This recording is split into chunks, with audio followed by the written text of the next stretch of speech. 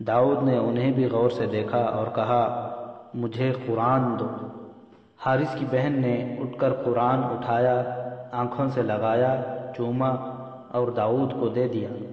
داؤد نے بھی قرآن کو آنکھوں سے لگایا، چوما اور قرآن کھولا۔ اس نے ایک جگہ انگلی رکھی اور پڑھا، شیطان نے ان کو اپنے قبضے میں لے لیا ہے اور خدا کی یاد ان کے ذہنوں سے نکل گئی ہے۔ یہ جماعت شیطان کا لشکر ہے، اور سن رکھو کہ شیطان کا لشکر نقصان اٹھانے والا ہے۔ جو لوگ خدا اور اس کے رسول کی مخالفت کرتے ہیں وہ ذلیل و خوار ہوں گے۔ یہ 28ویں پارے کی 18ویں آیت اور 19ویں آیات سورہ حشر کی تھیں، جو قرآن کھلتے ہی سامنے آ گئیں۔ داؤد نے کہا یہ اللہ کا پاک کلام ہے، میں نے اپنی مرضی سے یہ صفحہ نہیں کھولا، یہ الفاظ اپنے آپ میرے سامنے آئے ہیں، یہ خدا کا فرمان ہے اور یہ خدا کی بشارت ہے۔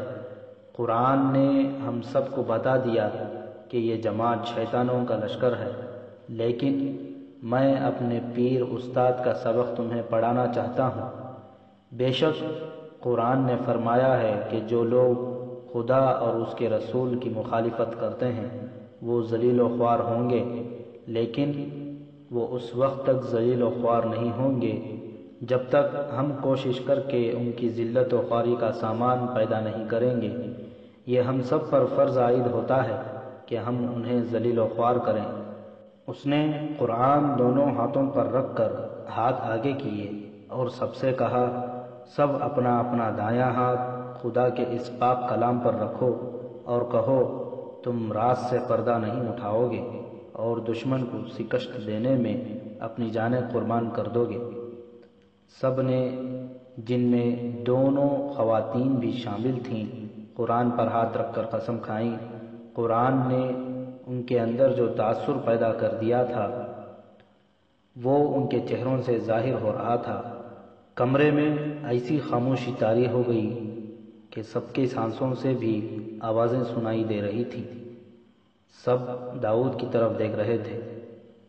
تم سب نے قرآن پر ہاتھ رکھ کر قسم کھائی ہے؟ داؤد نے کہا خداوند تعالیٰ نے قرآن تمہاری زبان پر اتارا ہے، تم اس مقدس کتاب کا ایک ایک لفظ سمجھتے ہو۔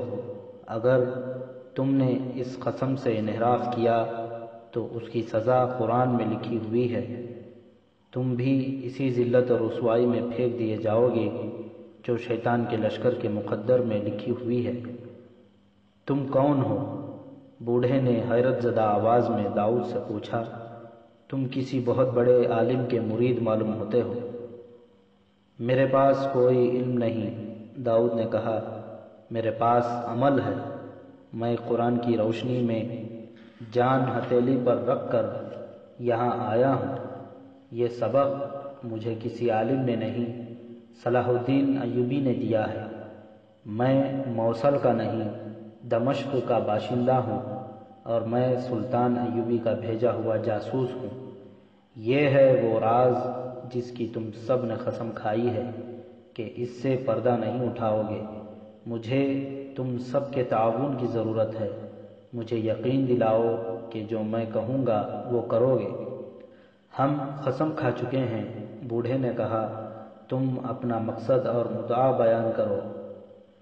مجھے اللہ کی خوشنودی حاصل ہے، داؤد نے کہا، میں جس کے سینے سے راز نکال کر سلطان صلاح الدین ایوبی تک پہنچانا چاہتا ہوں وہ مجھے اسی چھت کے نیچے مل گیا ہے جس کے نیچے میں بیٹھا ہوں۔ خدائے ذوالجلال نے مجھے فرشتوں کی رہنمائی دی اور یہاں پہنچا دیا۔ مجھے یہ معلوم کرنا ہے کہ سیف الدین اور اس کے دوستوں کی ارادے اور سرگرمیاں کیا ہیں۔ اگر یہ لوگ جنگ کی تیاری کریں تو انہیں تیاری سے پہلے یا تیاری کی حالت میں ختم کیا جا سکتا ہے۔ ان کے ارادے قبل از وقت معلوم کرنا ضروری ہے۔ یہ ہو سکتا ہے سلطان صلاح الدین ایوبی تیار نہ ہوں اور یہ لوگ اچانک حملہ کر دیں۔ آپ جانتے ہیں کہ اس کا نتیجہ کیا ہوگا۔ کیا مجھے اجازت ہوگی کہ اپنی فوجوں کو دھوکے میں مسلمانوں کے خلاف لڑانے والوں کو قتل کر دوں؟ حارث نے پوچھا، یہ میں بتاؤں گا۔ داؤد نے جواب دیا، بعض حالات میں قتل نہ کرنا فائدہ مند ہوتا ہے۔ تمہیں ہر قدم ٹھنڈے مزاج سے اٹھانا ہوگا۔ ہمیں سیف الدین پر نظر رکھنی ہے اور اس کا تعاقب کرنا ہے۔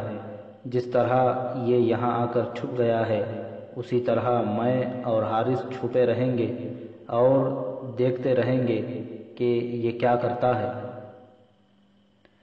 سیف الدین اسی مکان کے ایک کمرے میں گہری نیند سویا رہا۔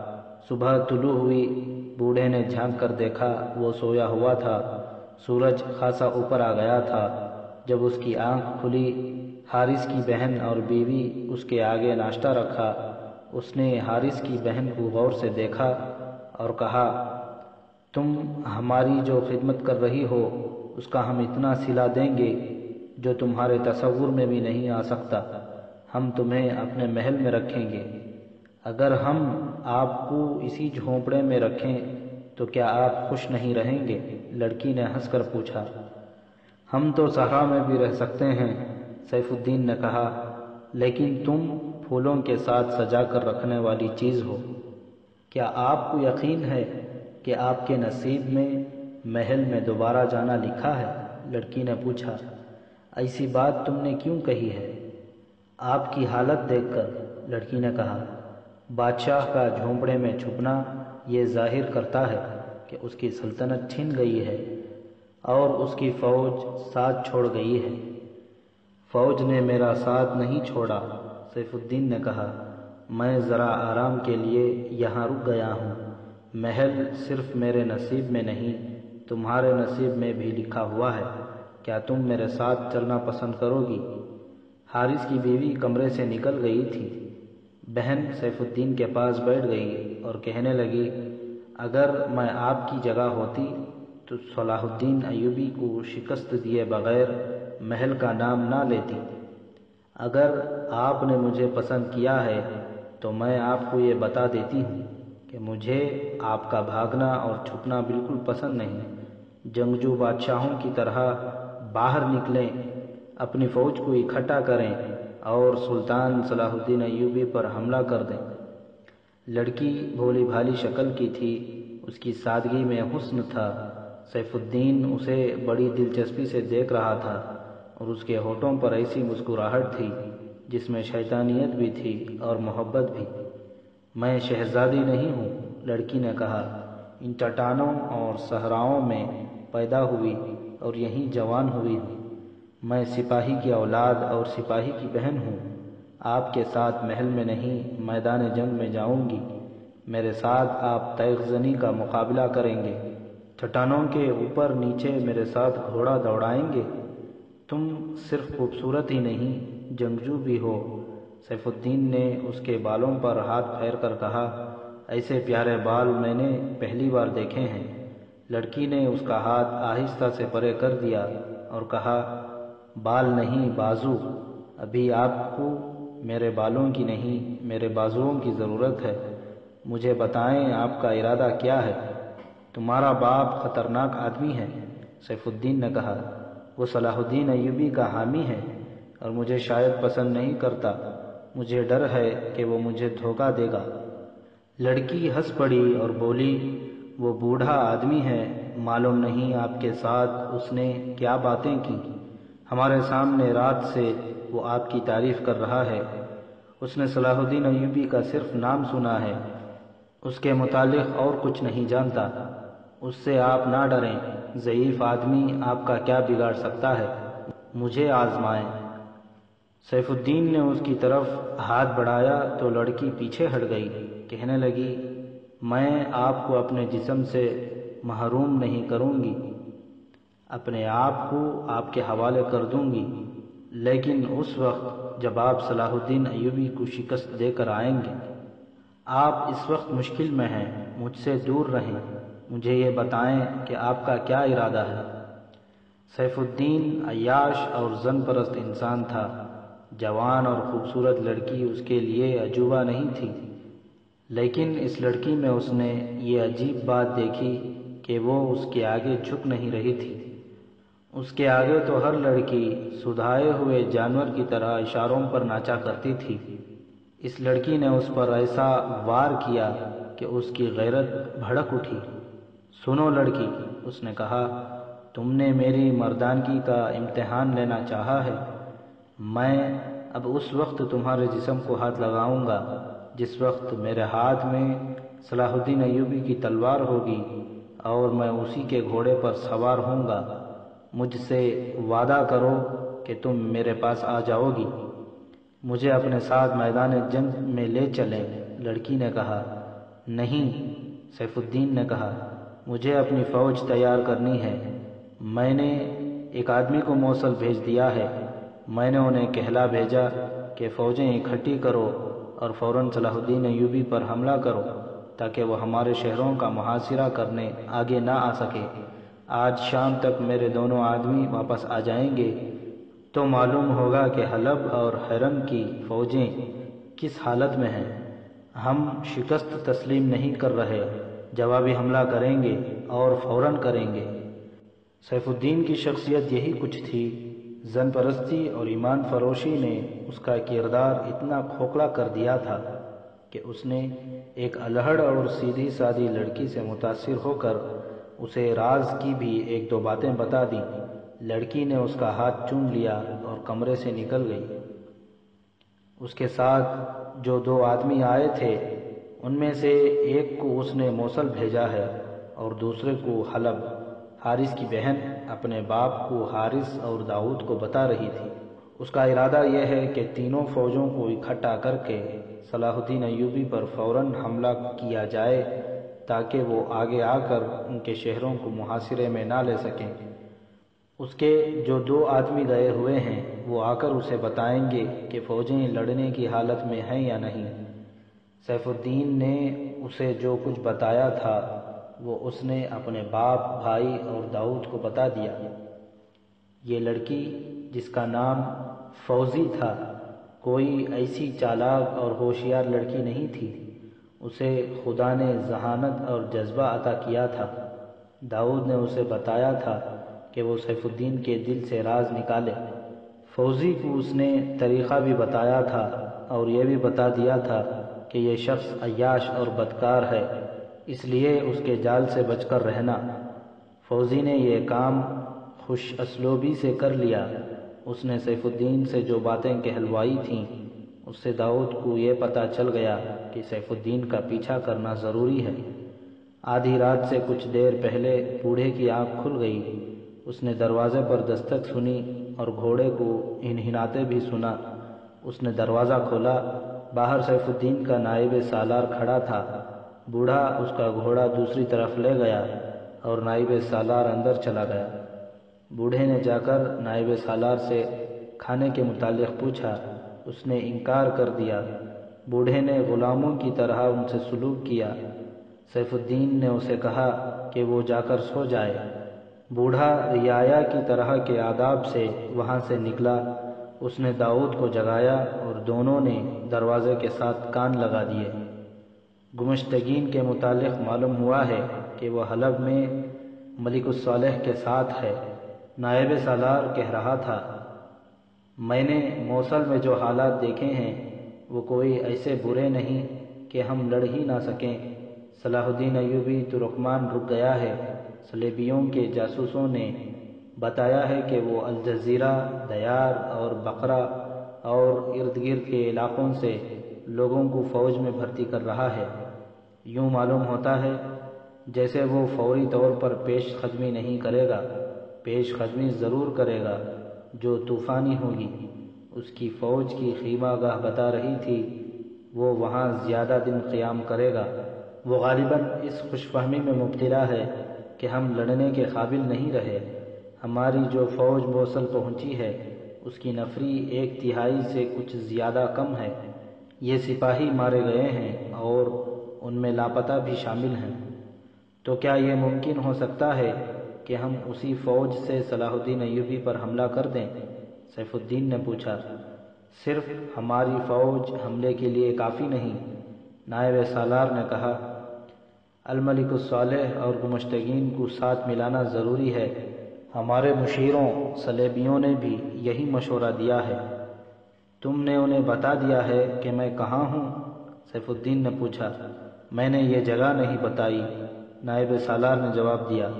انہیں یہ بتایا ہے کہ آپ ترکمان کے مضافات میں گھوم پھر رہے ہیں اور صلاح الدین ایوبی کی نقل و حمل کو اپنی آنکھوں دیکھنے کی کوشش کر رہے ہیں تاکہ اگلے معرکے کا منصوبہ تیار کیا جا سکے۔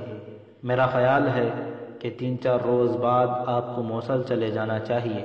مجھے حلب کی خبر معلوم کر لینے دو، سیف الدین نے کہا۔ وہ کمانڈر کل شام تک واپس آ جائے گا۔ تم جانتے ہو کہ گمشتگین شیطان کی فطرت کا انسان ہے، اسے اپنے قلعے ہرن میں چلے جانا چاہیے تھا۔ حلب میں وہ کیا کر رہا ہے؟ میں موصل جانے سے پہلے حلب جاؤں گا۔ گمشتگین بے شک ہمارا اتحادی ہے، مگر میں اسے اپنا دوست نہیں کہہ سکتا۔ مجھے الملک الصالح کے سالاروں کو اس پر بھی قائد کرنا ہے کہ وہ صلاح الدین ایوبی کے سستانے سے فائدہ اٹھائیں اور وقت ضائع کیے بغیر حملہ کر دیں۔ میں اب یہ مشورہ بھی دوں گا کہ تینوں فوجیں ایک مرکزی کمان کے ماتحت ہونی چاہیے تھیں اور ان کا ایک سالار اعلیٰ ہونا چاہیے۔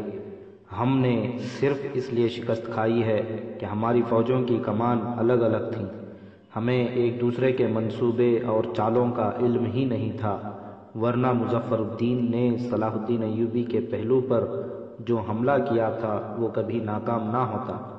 مرکزی کمان آپ کے پاس ہونی چاہیے، نائب سالار نے کہا، اور ہمیں اپنے دوستوں سے بھی ہوشیار رہنا چاہیے۔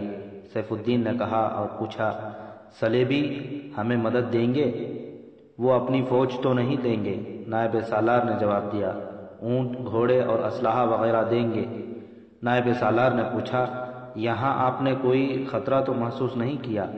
نہیں، سیف الدین نے کہا۔ بوڑھا قابل اعتماد معلوم ہوتا ہے، اس کی بیٹی جال میں آ گئی ہے لیکن جذباتی اور جوشیلی ہے، کہتی ہے کہ پہلے صلاح الدین ایوبی کو شکست دو، اس کی تلوار لاؤ، اس کے گھوڑے پر سوار ہو کر آؤ اور میں تمہارے ساتھ چلوں گی۔ نائب سالار نے قہقہا لگایا۔ حارث، اس کا باپ اور داؤد دروازے کے ساتھ کان لگائے سن رہے تھے۔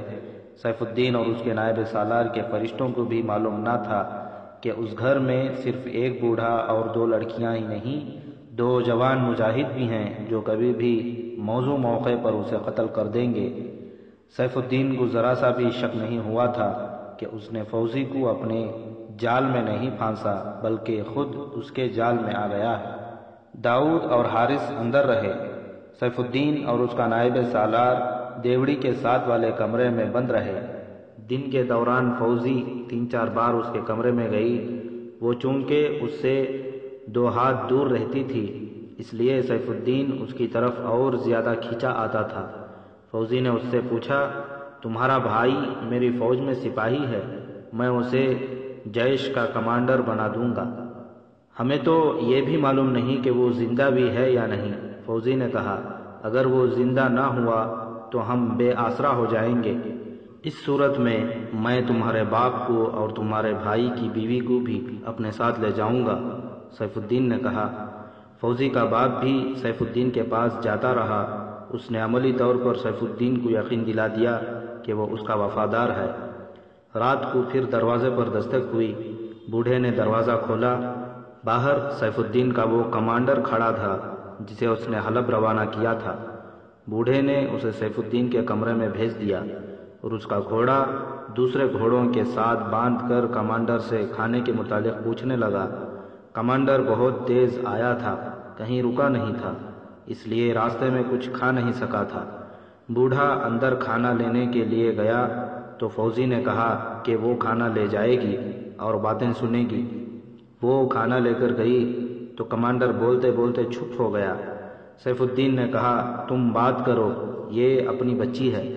فوزی کمانڈر کے آگے کھانا رکھ کر سیف الدین کے قریب بیٹھ گئی۔ یہ پہلا موقع تھا کہ وہ اس کے اتنی قریب بیٹھی تھی۔ سیف الدین نے اس کا ہاتھ اپنے ہاتھ میں لے لیا۔ فوزی نے ہاتھ چھڑایا نہیں، ورنہ صلیبیوں کا یہ دوست ہاتھ سے نکل جاتا۔ حلب کی فوج کا جذبہ قابل تعریف ہے، کمانڈر نے بات شروع کی۔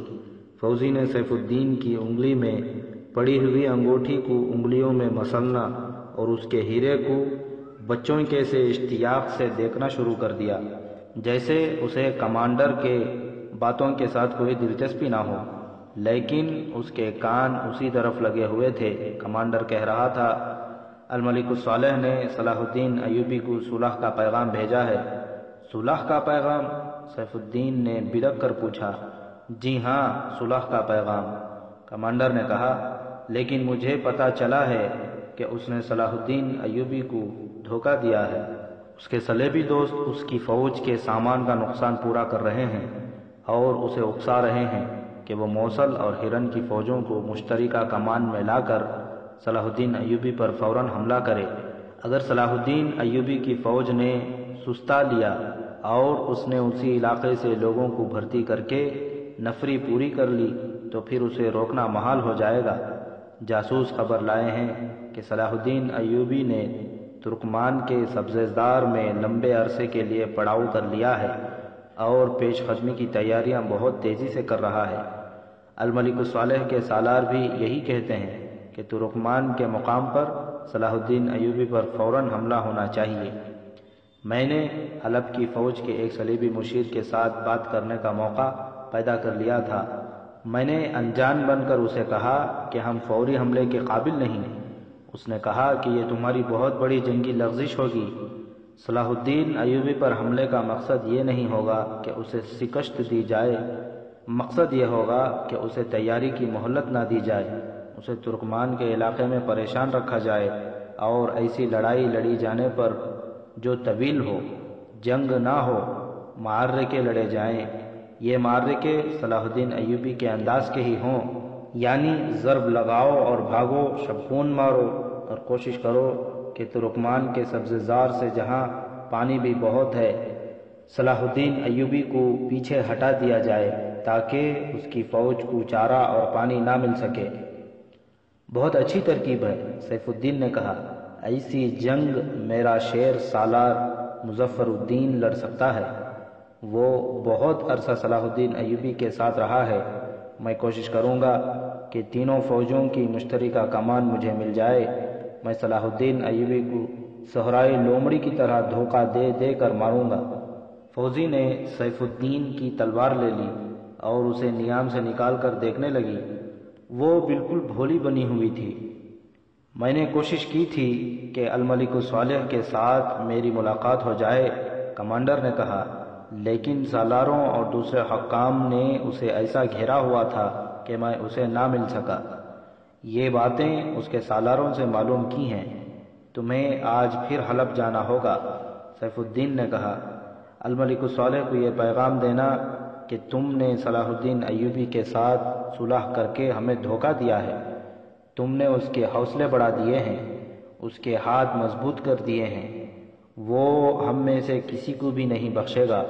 تم ابھی بہت چھوٹے ہو، گھبرا گئے ہو، یا تمہارے سالاروں نے لڑائی سے بچنے کے لیے تمہیں مشورہ دیا ہے؟ سیف الدین نے اسے موضوع کا طویل پیغام دیا اور کمانڈر سے کہا، تمہیں شہر کی تاریکی میں نکل جانا چاہیے، دن کے وقت تمہیں اس گاؤں میں کوئی نہ دیکھے۔ یہ تھا وہ پیغام جس کا ذکر تاریخ میں آیا ہے۔ کمانڈر کچھ دیر آرام کر کے حلب کو روانہ ہو گیا۔ فوزی نے جو کچھ سنا تھا وہ داؤد کو بتا دیا۔ یہ معلومات بھی کام کی تھیں۔ حارث اور اس کا باپ گہری نیند سو گئے۔ داؤد کسی کام سے باہر نکلا، فوزی بھی دبے پاؤں نکل آئی۔ داؤد اپنے گھوڑے کے پاس جا رکا، فوزی بھی وہیں چلی گئی۔ مجھے اس سے کوئی بڑا کام بتاؤ، فوزی نے کہا۔ میں تمہارے لیے جان بھی دے سکتی ہوں۔ میرے لیے نہیں، اپنی قوم کے لیے اور اپنے مذہب کے لیے جان دینا، داؤد نے کہا۔ تم جو کام کر رہی ہو وہ بہت بڑا ہے۔ ہم جو جاسوس ہیں اسی کام میں اپنی جان قربان کر دیا کرتے ہیں۔ یہ کام میرا تھا جو میں تم سے کرا رہا ہوں۔ میں نے تمہیں خطرے میں ڈال دیا ہے۔ خطرہ کیسا؟ تم اتنی چالاک لڑکی نہیں ہو فوزی، داؤد نے کہا۔ سیف الدین بادشاہ ہے، وہ اس جھونپڑے میں بھی بادشاہ ہے، تو کیا بادشاہ مجھے کھا جائے گا؟ فوزی نے کہا، میں چالاک تو نہیں، سیدھی سادھی بھی نہیں ہوں۔ تم نے بادشاہی کی چمک دیکھی تو تمہاری آنکھیں بند ہو جائے گی۔ داؤد نے کہا، ان لوگوں نے اسی چمک سے اندھا ہو کر ایمان بیچا ہے اور اسلام کی جڑیں کاٹ رہے ہیں۔ ڈرتا ہوں کہ کہیں تم بھی اس جال میں نہ آ جاؤ۔ تم کہاں کے رہنے والے ہو؟ میں کہیں کا بھی رہنے والا نہیں، داؤد نے جواب دیا۔ میں جاسوس اور چھاپا مار ہوں۔ جہاں دشمن کے ہاتھ چڑھ گیا وہیں مارا جاؤں گا، اور جہاں بھی مارا جاؤں گا وہ میرا وطن ہوگا۔ شہید کا لہو جس زمین پر گرتا ہے وہ زمین سلطنت اسلامیہ کی ہو جاتی ہے۔ اس زمین کو کفر سے پاک کرنا ہر مسلمان کا فرض بن جاتا ہے۔ ہماری ماؤں اور بہنوں نے ہمیں جوان کیا اور خدا کے حوالے کر دیا ہے۔ انہوں نے اپنے دلوں پر پتھر رکھ لیے ہیں اور اس خواہش سے دستبردار ہو گئی ہیں کہ ہم انہیں کبھی نہیں ملیں گے۔ تمہارے دل میں اپنے گھر جانے کی، اپنی ماں کو دیکھنے کی، بہن سے ملنے کی خواہش تو ہوگی۔ فوزی نے جذباتی لہجے میں کہا، انسان خواہشوں کا غلام ہو جائے تو فرض دھرے رہ جاتے ہیں۔ داؤد نے کہا، جان سے پہلے جذبات قربان کرنے پڑتے ہیں، تمہیں بھی یہ قربانی دینی ہوگی۔ فوزی اس کے قریب ہو گئی اور بولی، مجھے اپنے ساتھ رکھ سکتے ہو؟ نہیں، داؤد نے کہا۔ کچھ دن میرے پاس رہ سکتے ہو؟ فوزی نے پوچھا۔ میرے فرض نے ضرورت سمجھی تو رہوں گا، داؤد نے کہا۔ مجھے اپنے پاس رکھ کر کیا کرو گی؟ تم مجھے اچھے لگتے ہو نا؟ فوزی نے کہا، تم جب سے آئے ہو تمہاری باتیں سن رہی ہوں، ایسی باتیں میں نے کبھی نہیں سنی تھیں۔ میرے دل میں آتی ہے کہ تمہارے ساتھ رہوں، اور مجھے زنجیر نہ ڈالو فوزی۔ داؤد نے کہا، اپنے آپ کو بھی جذبات کی زنجیر سے آزاد رکھو۔ ہمارے سامنے بڑے کٹھن راستے ہیں، ایک دوسرے کا ہاتھ ضرور تھامیں گے، اکٹھے چلیں گے، مگر ایک دوسرے کے قیدی نہیں بنیں گے۔ اس نے ذرا دیر سوچ کر کہا، فوزی، تم زیادہ دور تک میرا ساتھ نہیں دے سکو گی۔ مجھے تمہاری عصمت بھی عزیز ہے۔ کام جو مردوں کا ہے وہ مرد ہی کریں گے۔ فوزی نے آہ لی اور اداس ہو گئی۔ اس نے داؤد کو سر سے پاؤں تک دیکھا اور گھوم کر وہاں سے ہٹنے لگی۔ داؤد نے لپک کر اس کا بازو پکڑ لیا اور اپنے قریب کر کے اس کی آنکھوں میں آنکھیں ڈال دی۔ فوزی اس کے ساتھ لگ گئی اور جذبات سے کانپتی آواز میں بولی، جو کام مردوں کا ہے وہ عورتیں بھی کر سکتی ہیں۔ میری عصمت کوئی ایسا کچا دھاگا نہیں کہ ذرا سے جھٹکے سے ٹوٹ جائے گا۔ میں تمہیں اپنی عصمت پیش نہیں کر رہی، تم مجھے اچھے لگتے ہو، تمہاری باتیں مجھے اچھی لگتی ہیں۔ تم نے مجھے جو راستہ دکھایا ہے وہ میرے دل کو بہت اچھا لگا ہے۔ میں تمہارے قریب اس لیے ہو گئی ہوں، شاید تمہیں میرے وجود سے اپنی ماں کی اور بہن کی بو باس مل جائے۔ تم بہت تھکے ہوئے ہو نا داؤد؟ مجھے میرے بھائی کی بیوی نے بہت سی باتیں بتائی ہیں۔ وہ کہتی ہے کہ مرد جب تھکا ہوا گھر آتا ہے تو عورت کے سوا اس کی تھکن اور کوئی دور نہیں کر سکتا۔ عورت نہ ہو تو مرد کی روح مرجھا جاتی ہے۔ میں ڈرتی ہوں کہ تمہاری روح مرجھا گئی تو کیا ہوگا داؤد؟ داؤد ہنس پڑا اور اس کے گال تھپکا کر بولا، تمہاری ان بھولی بھالی باتوں نے میری روح کو تر و تازہ کر دیا ہے۔ تمہیں میری کوئی بات بری تو نہیں لگی؟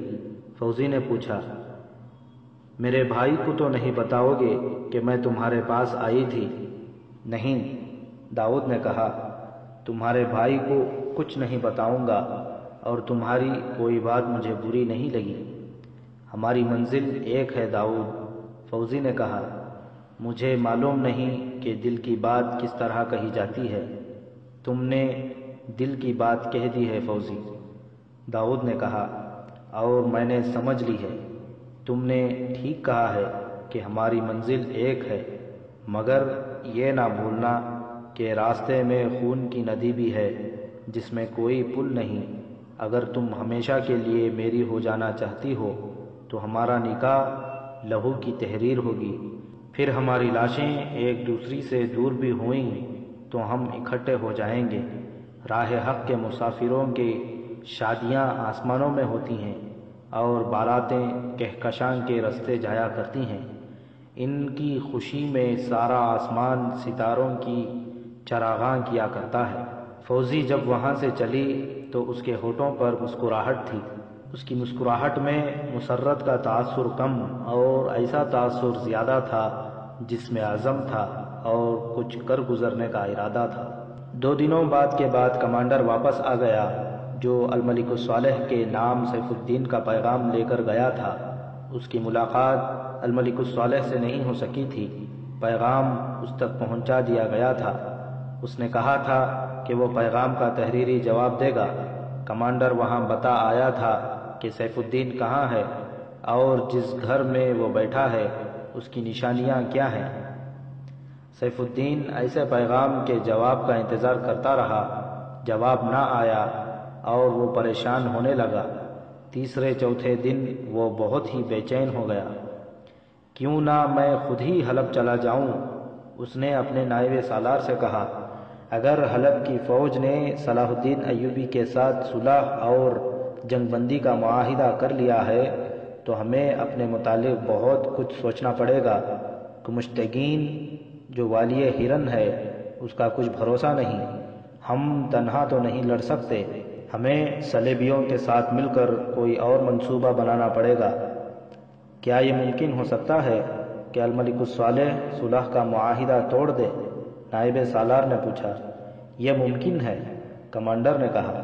میں نے اس کے جن سالاروں اور کمانڈروں سے بات کی ہے وہ کہتے تھے کہ الملک الصالح نے صلاح الدین ایوبی کو دھوکہ دیا ہے۔ اگر اس نے دھوکہ نہیں دیا تو بھی زیادہ تر سالار اور دوسرے حکام اس معاہدے کو تسلیم نہیں کرتے۔ مشیر صلیبی تو فوری حملے کے حق میں ہیں۔ آپ کو حلب چلے جانا چاہیے، نائب سالار نے اسے کہا، اور میں موصل چلا جاتا ہوں۔ تم ایک بار پھر حلب چلے جاؤ، سیف الدین نے کمانڈر سے کہا۔ الملک الصالح کو بتا دو کہ میں آ رہا ہوں۔ تم روانہ ہو جاؤ گے تو اگلی رات میں بھی روانہ ہو جاؤں گا۔ ہو سکتا ہے وہ مجھے ملنا نہ چاہے۔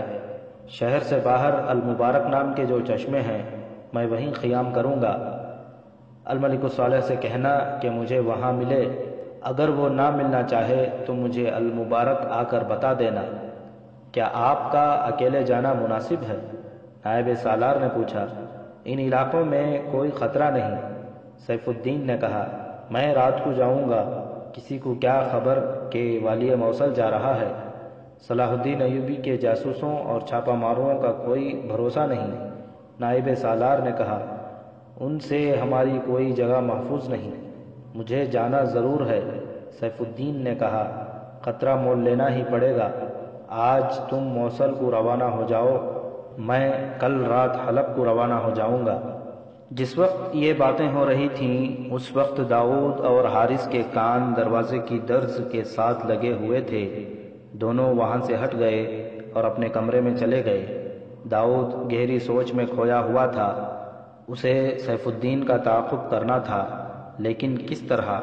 سوچ سوچ کر اس کے دماغ میں ایک ترکیب آ گئی۔ ہم سیف الدین کے محافظ بنیں گے اور اس کے ساتھ حلب جائیں گے، داؤد نے حارث سے کہا۔ ہم اچانک اس کے سامنے جائیں گے اور کہیں گے کہ ہم اس کی فوج کے سپاہی ہیں۔ اگر اس نے کہہ دیا کہ دونوں موصل چلے جاؤ تو کیا کرو گے؟ حارث نے پوچھا۔ میں اپنا جادو چلانے کی کوشش کروں گا، داؤد نے کہا۔ اگر یہ بھی ناکام ہو گیا تو پھر یہ بھی حلب نہیں جائے گا، داؤد نے کہا۔ الملک الصالح نے صلاح الدین ایوبی کے ساتھ صلح کر لی ہے تو سیف الدین اس معاہدے کو منسوخ کرانے کے لیے حلب نہیں پہنچ سکے گا۔ اس نے حارث کو سمجھا دیا کہ انہیں کیا کرنا ہے۔ اسی رات سیف الدین بند کمرے میں اپنے نائب سالار اور کمانڈر کے پاس بیٹھا انہیں آخری ہدایات دے رہا تھا۔ رات کا پہلا پہر تھا۔ پہلے کمانڈر وہاں سے نکلا۔ حارث کے باپ نے اسے گھوڑا کھول کر دیا تھا۔ کچھ دیر بعد نائب سالار بھی چلا گیا۔ سیف الدین اکیلا رہ گیا۔ وہ لیٹ گیا۔ اچانک کمرے کا دروازہ دھماکے سے کھلا۔ وہ گھبرا کر اٹھ بیٹھا۔ دیکھا فوزی سراپا مسرت اور خوشی بنی ہوئی تھی۔ وہ دوڑتی آئی اور اس کے پاس بیٹھ کر اس نے سیف الدین کے دونوں ہاتھ پکڑ لیے